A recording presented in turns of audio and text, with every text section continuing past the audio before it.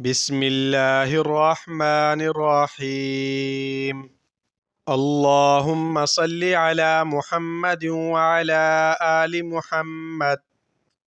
السلام علیکم ورحمۃ اللہ وبرکاتہ۔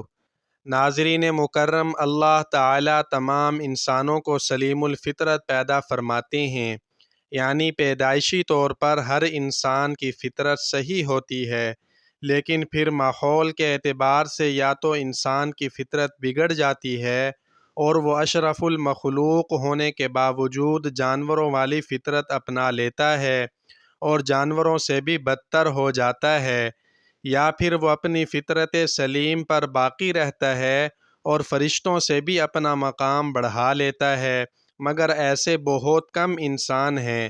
اس تمہید کے بعد اب آتے ہیں اصل بات کی طرف کہ کتا نجس یعنی ناپاک کیوں ہے۔ کہیں پڑھا تھا کہ کتے کو نجس العین 3 باتوں کی وجہ سے قرار دیا گیا ہے۔ کتے کی وہ کون سی 3 فطرتیں ہیں جن کی وجہ سے وہ نجس جانور قرار پایا؟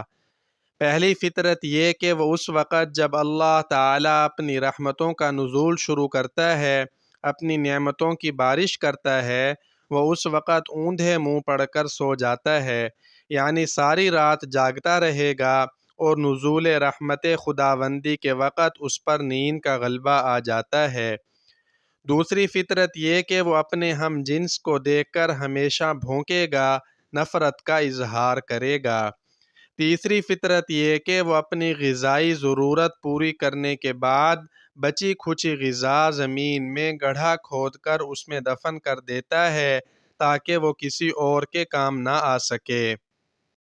ناظرین، اس کے بعد اس کم فہم کے ذہن میں یہ بات آتی ہے کہ اگر یہ اتنا ہی نجس جانور ہے تو پھر وہ کتا جو کہ اصحاب کہف کے ساتھ تھا، اس کتے کے لیے جنت واجب کیوں قرار دی گئی؟ اصحاب کہف کے واقعے سے پتہ چلتا ہے کہ ان کے ہمراہ ایک کتا بھی تھا جو ان کے ساتھ ساتھ رہتا تھا اور ان کی حفاظت کرتا تھا۔ ان کے ساتھ کہاں سے شامل ہوا تھا؟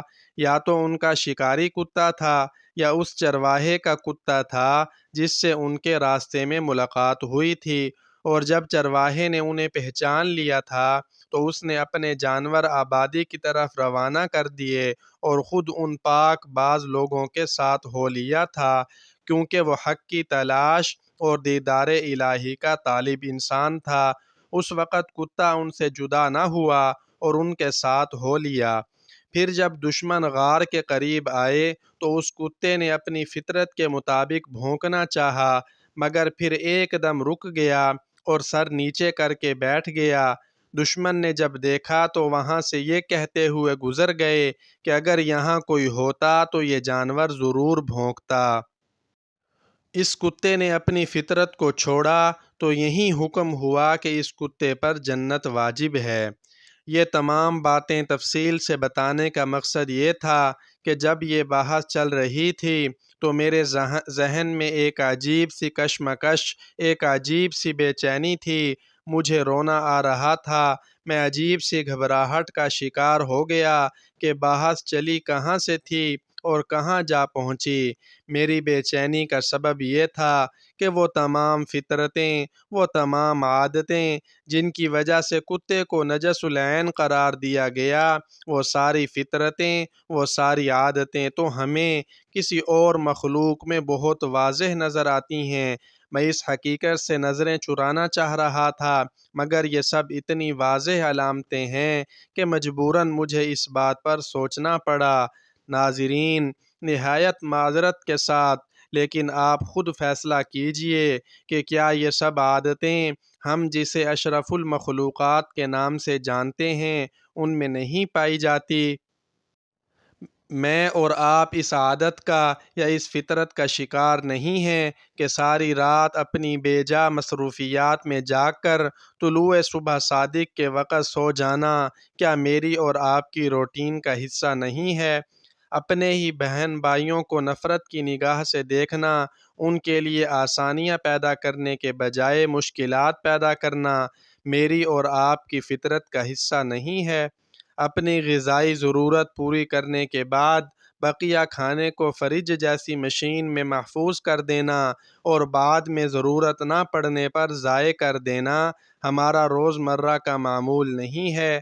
ان سب باتوں کا جواب شاید ہم میں سے کسی کے پاس نہ ہو۔ پھر میرا رب، میرا پروردگار، تمام جہانوں کا پالنے والا، 70 ماؤں سے زیادہ محبت کرنے والا، ہمیں اتنی بڑی مثال دے کر سمجھا رہا ہے کہ اصحاب کہف کے کتے نے اپنی صرف ایک فطرت چھوڑ دی تو اس پر جنت واجب ہو گئی، تو پھر ہم جیسے میرے رب نے اشرف المخلوقات کا درجہ دے کر اپنی سب سے پیاری مخلوق بنا دیا۔ اگر اپنی صرف ایک فطرت بھی چھوڑ دیں تو کیا رب العالمین، جو صرف اس بات کا منتظر رہتا ہے کہ کب اس کا بندہ اس سے مغفرت کے لیے رجوع کر لے، کیا وہ اپنی رحمتوں سے ہماری بخشش نہیں کر دے گا؟ سوچئے گا ضرور۔ اللہ تعالی مجھے بھی عمل کی توفیق عطا فرمائے۔